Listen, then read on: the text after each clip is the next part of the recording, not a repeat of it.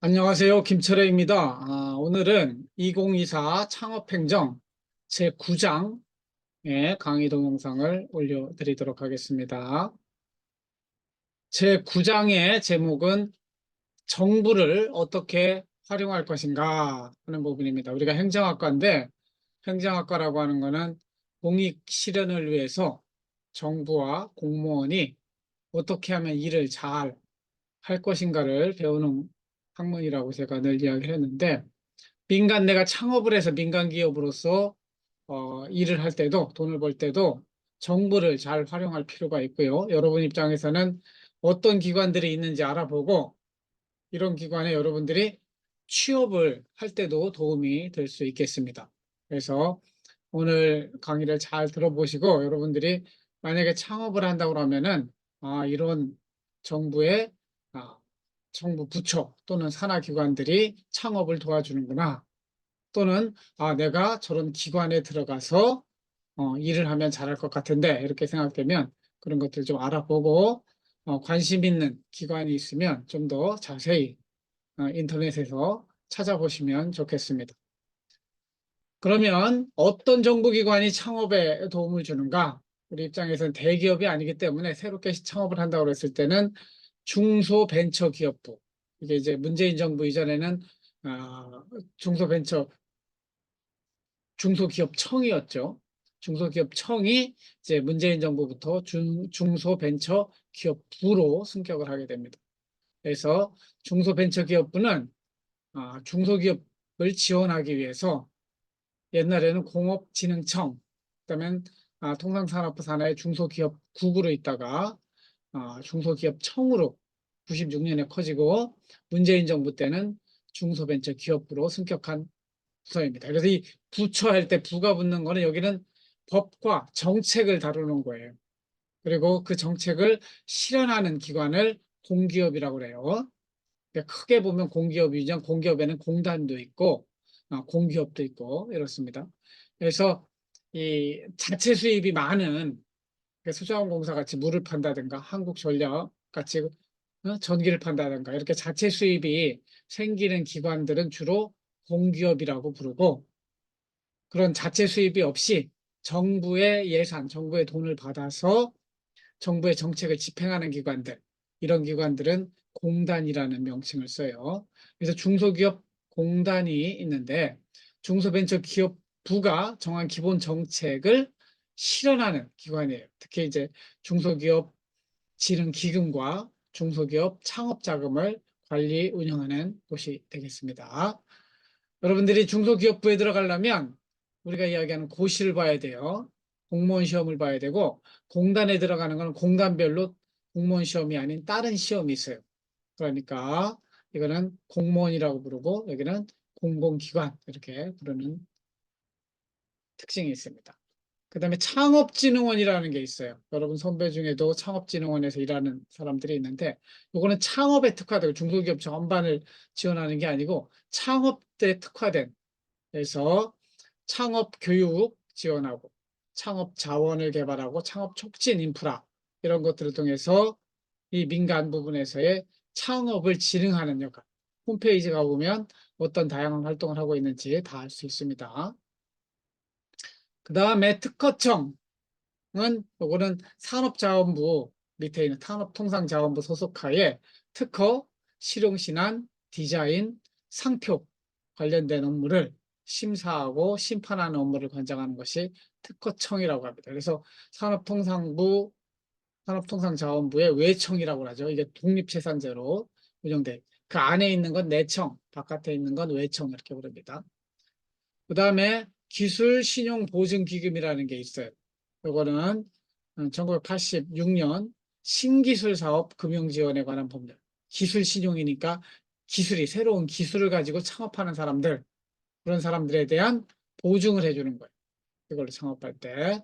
그래서 기술보증 제도의 정착과 발전을 위해 신기술 사업자 특허를 가진 사람들을 말해요. 자금 공급을 해주는 그런 금융기관으로서 기술신용보증기금이 있다.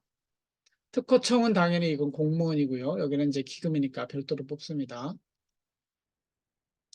다음에 신용보증기금, 아까는 기술신용보증기금이었잖아요. 이거는 이제 기술신용보증 이전에 만들어진 신용보증, 그러니까 대부분의 이제 중소기업들, 담보 능력이 미약한 기업의 채무를 보증해 줌으로써 사업을 잘 할 수 있도록. 왜 이게 필요하냐? 은행에 가서 돈을 빌릴 때 은행에서 다 무엇을 요구하냐면 담보가 뭐냐? 뭘로 보증 잡힐래? 이렇게 한단 말이에요. 근데 이 소상공인 입장에서는 어? 보증으로 잡힐 게 없잖아요. 그런 상황에서는 이 신용보증기금에 가서 어?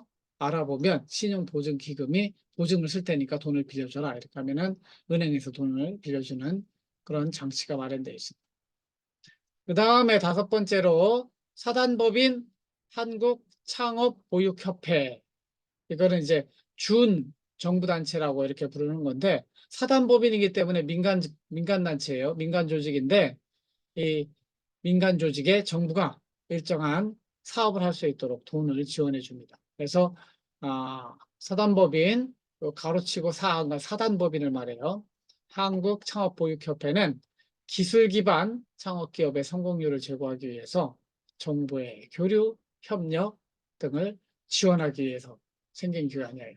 그래서 창업진흥원이 따로 있고 창업보육협회가 또 따로 있고 이렇게 되어 있습니다. 그 다음에 테크노파크라고 하는 것이 있는데 이거는 광역자치단체, 우리로 따지면 대전시 밑에 테크노파크라고 하는 대전시 산하 조직을 두어가지고 그 일정한 지역에 집적시설을 두고 이게 소위 클러스터라고 하는 거는 포도송이처럼 이렇게 얽히고 설킨 걸 클러스터라고 그래요. 이렇게 여러 산업들이 이렇게 얼기설기 섞여서 곳에서 산업 단지가 육성될 수 있도록 이거는 산업통상자원부가 전국에 이렇게 설치를 하는데 실제 이 하는 거는 광역자치단체 산다. 대전도 저쪽에 가면 테크노파크가 있습니다. 그 다음에 창업보육협회 요거는 반복돼서 잘못됐는데 요 밑에 있는 요거는 7번은 창조경제혁신센터예요. 요거는 박근혜 정부 때 창조경제하면서 만든 건데 전국에 19개가 있고 혁신 창업을 어? 지원하는 기관이 되겠습니다. 다음으로 가볼까요? 소상공인진흥공단. 이건 소상공인이죠. 옛날에 이제 재래시장에서 일하는 그런 앞에서 짜장면 가게, 뭐 짬뽕 가게 여기 다 모닝글로리 이런 것들 다 소상공인에 들어갑니다. 소상공인의 자유로운 기업 활동을 촉진하고 경영 안전을 도는 이번 코로나 때 여기 엄청 피해를 봤기 때문에 정부 돈이 여기로 다 많이 들어갔습니다. 그래서 2006년에 설립된 중소벤처기업부의 준정부기관이 되겠습니다. 그 다음에 아홉 번째로 중소기업 기술정보진흥원이라는 데가 있습니다. 이거는 뭐냐면 중소기업의 기술혁신, 정보화 경영을 효율적으로 촉진하기 위해서 중소기업의 기술 정보를 서로 촉진시키는 그런 민법 재단으로 이렇게 만들어진 겁니다. 제가 볼 때는 너무 많아요. 이렇게 많을 필요 없는데.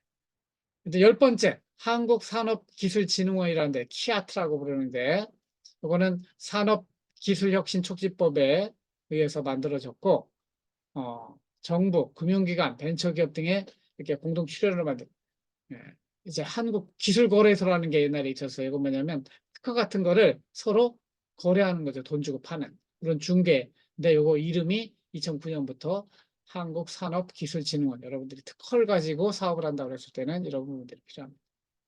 그 다음에 벤처기업협회, 벤처기업이라고 하는 기준이 있거든요. 중소기업에 보면은 그 벤처기업에 해당하는 사람들, 주로 이제 혁신 기술을 가지고 창업한 사람들이 되겠죠. 이 사람들이 상호 교류하고 촉진할 수 있도록 이렇게 협회, 민간기관인데 이게 무슨 정부기관이야. 여기에 정부가 산업자원부나 중소기업부에서 여기에 돈을 댄단 말이죠. 위탁사업으로. 그렇기 때문에 이것도 준정부기관 이렇게 이야기할 수 있는 것이 되겠습니다. 마지막으로 키스티라고 부르는 한국과학기술정보연구원이 있습니다. 이거는 과학기술 분야의 정보를 여기 스포컴이 있어요. 여기 카이스트, 대전의 카이스트 안에 있는 그런 기관인데 과학기술자나 기업인들을 위해 논문 등의 학술 자료를 하고 연구용 슈퍼컴퓨터를 운영하고 있는 그런 슈퍼컴퓨터 센터가 있어요. 이렇게 이런 기관도 여러분들이 기술 중심으로 창업을 한다고 했을 때는 활용할 수 있겠다. 그래서 이렇게 12개의 이것 이외에도 많이 있습니다. 각 부처별로 또 창업하는 걸 지원하는 기관들이 있는데 대표적으로 12개의 기관을 한번 살펴보았습니다. 두 번째, 그렇다면 정부는 구체적으로 어떤 지원 프로그램을 통해서 창업을 지원하는가? 첫 번째, 사업을 시작하면은 사업화 지원 프로그램입니다. 그래서 실험실 특화형, 요거는 뭐냐면 그 공대 교수들이 새로운 특허를 만들어내잖아요. 그럼 그 공대 실험실로부터 실리콘밸리 우리가 이야기하는 어, 리서치 트라이앵글 이런 그 산학협력 그런 지역혁신 체제를 가보면 이런 실험실 창업이 많아요. 그러니까 소관부처는 교육부, 과기부에서 하고 있는데 실험실 창업을 지원하는 겁니다. 그 사업하러. 그 다음에 과기부에서 하고 있는 K 글로벌 DB 스타즈 이런 사업화 지원 프로그램들이 있고 그 다음에 과기정통부의 K 글로벌 엑셀러레이터는 이게 이제 악셀이라고 그러죠. 자동차 빨리 가게 하는 촉진 프로그램으로 이런 다양한 사업화 지원 프로그램들이 정부 안에 있다. 그래서 이런 프로그램들을 따내게 되면 여러분들이 사업을 하는데 내 돈이 아니고 정부 돈을 가지고 좀 할 수 있는 여지가 있다는 것이죠. 그 다음에 연구 개발 R&D라고 그러죠. Research and Development 그래가지고 R&D 개발 지원 프로그램들이 있는데 이 과기정통부의 민관 협력 기반 ICT 스타트업 그러니까 정보통신 이건 ICT는 뭐냐면 Information Communication Technology라고 이렇게 정보통신 기술이라고 할 수 있죠. 그 다음에 과기정통부에서 운영하는 연구개발 특구 육성 사업 이런 연구개발 중심의 지원 프로그램이 되겠습니다. 문화부에서도 하죠. 스포츠 창업 촉진 기반 기술 프로그램. 여러분들이 스포츠 쪽에 관심이 많으면 이쪽도 나름대로 기술이 있다. 그 기술 개발하는데 여기서 돈을 받아서 할 수 있습니다. 농식품 분야에 창업을 한다 그러면 농식품 기술 평가 지원 연구개발 사업을 할 수도 있습니다. 그 다음에 창업 교육. 일단은 이제 사실 맨 처음 시작하는 거 창업하기 전에 창업 교육을 받아야 될 필요가 있으면 이것도 다 국가에서 해준다. 교육부에서 대학 창업 교육 체제 구축. 그래서 우리 학교가 스튜던트 퍼스트, 스타트업 퍼스트 옛날에 이렇게 했잖아요. 스타트업이 창업인데 스타트업 관련된 창업 교육들이 여러분 지금 창업 행정도 들어가고 있잖아요. 이런 것들이 이제 창업 교육 지원 프로그램이 되겠다. 그리고 교육부에서 하는 학생 창업 유망팀 300이라는 사업도 있어요. 여기서 여러분들이 오디션에 노래만 오디션하는 게 아니고 창업 오디션하는 프로그램이 있으니까 여기에 들어가서 여러분들이 창업 교육을 받을 수도 있다. 그리고 중기부에서 제공하는 대학생들에게 대학 기업가 센터라고 하는 곳이 있어요. 여기도 알아보시면 여러분들이 대학 다니는 중에 창업을 한다고 했을 때 일단 교육을 여기서 받을 수 있게 됩니다. 그 다음에 시설 공간 지원 프로그램이 있어요. 그러니까 아까 교육 프로그램, 그 다음에 연구개발, 사업화 이렇게 해서 이제는 시설도 빌려준단 말이에요. 과기정통부에서는 K글로벌 클라우드 기반 SW 개발 환경 지원해가지고 이쪽에 개발 환경 일종의 3년 이내에 어느 공간에 들어와서 쓸 수 있도록 해주는 거죠.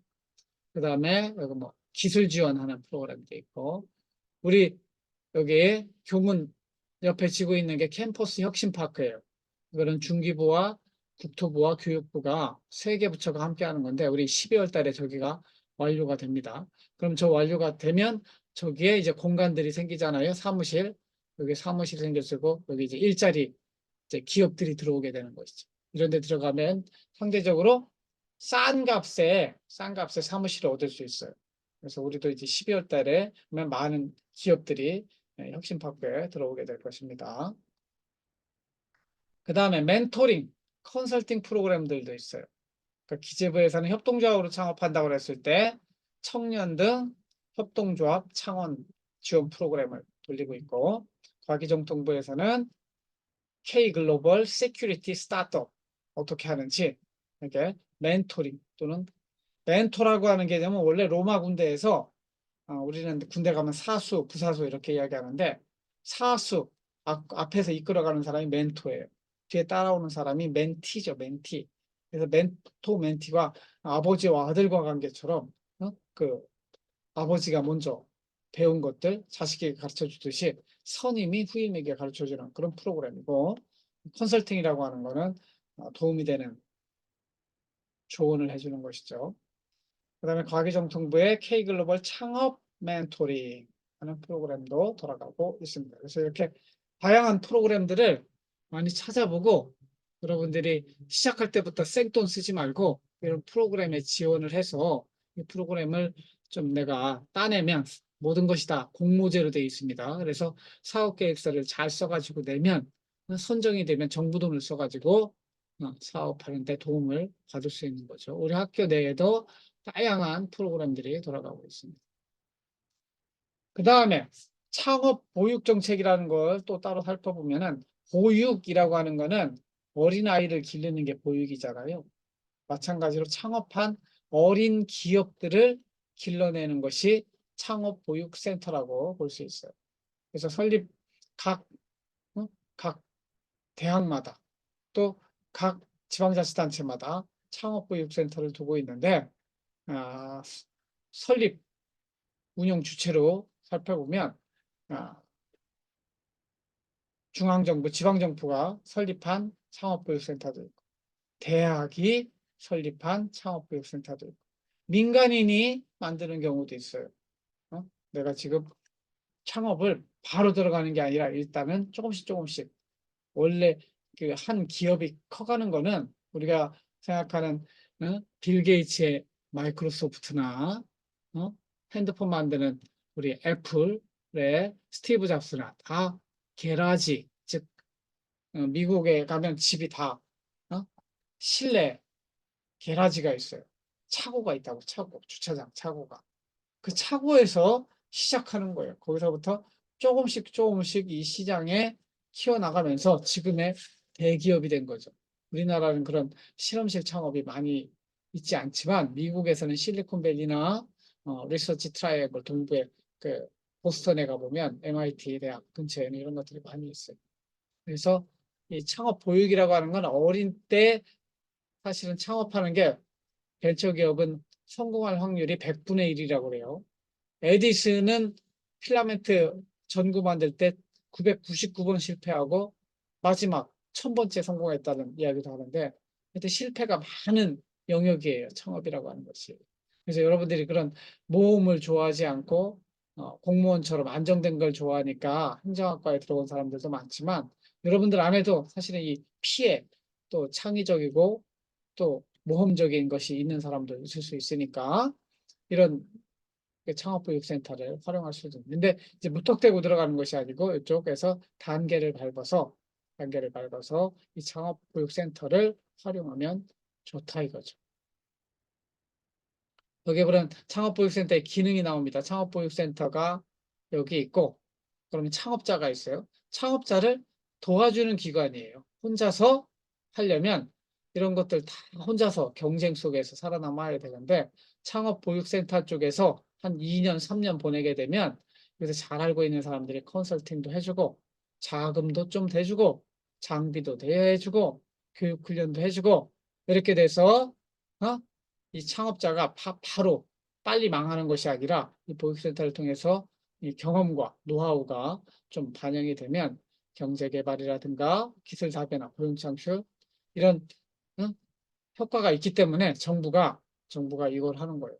그냥 민간에 다 그냥 맡겨두는 것보다는 정부가 창업보육센터를 만들어 가지고 처음 창업한 사람이 좀 더 어린 시절 1, 2년을 그래서 데스밸리라는 말이 있어요. 데스밸리 죽음의 계급 미국 그 텍사스에 가보면은 그 사막 가운데 너무너무 뜨거워가지고 거기 데스밸리라고 하는데 창업자가 시작해서 한 1년, 2년 지나면 거기가 데스밸리 다 죽어 거기서 그 밸리에 빠져서 죽음의 골짜기 시편 23편에 나오죠. 내가 사망의 골짜기에 다닐지라도 주께서 나를 지켜주심으로 내가 이제 곳에서도 벗어난다고 하는데, 그런 데스밸리에 들어가는 창업자들을 다시 살아나게 만들어 줄 수 있는 것이 창업보육센터이기 때문에, 여러분들도 만약에 창업을 하게 되면은 이 창업보육센터를 잘 활용하시라, 이런 말씀을 드리는 겁니다. 물론 이런 데 가서 여러분들이 취직해서 이런 지원하는 일을 할 수도 있을 거예요. 그래서 창업보육이라고 하는 거는 여기 보세요. 창업보육센터가 이게 지자체라든가 유관기관이 창업보육센터를 설립해서 이 창업보육센터에 영어로는 인큐베이터라고 하죠. 여러분들도 맨 처음에 태어났을 때는 인큐베이터에서 한 달간 있었을 가능성이 높아요. 그래서 어린 기업들은 인큐베이터 속에서 이렇게 길러주는 거죠. 입주기업들을. 그래서 성공적으로 시장에, 어? 따지자면 여러분들이 이제 3살, 2살 정도 되면 걷잖아요. 실패하지 않고 성공한 기업이 갈 수 있도록 초기에 좀 잘 도와주는 거예요. 그래서 구체적으로 도와주는 거는 입주 및 창업을 지원해주고, 그리고 사업할 때 제일 어려운 게 자금 확보인데, 자금 확보도 도와주고, R&D, 연구개발, 기술 개발하는 것들도 도와주고, 그리고 시장에 진입해 지난 시간에 했지만 마케팅 잘할 수 있도록 이런 것들도 다 도와주는 것이죠. 그래서 창업 보육이라고 하는 거는 입주기업, 초기 입주기업이 금방 망하지 않고 그 단계를 이겨내고 잘 성장할 수 있도록. 원래 자연 속에 있으면 인간도 죽을 확률이 굉장히 높아요.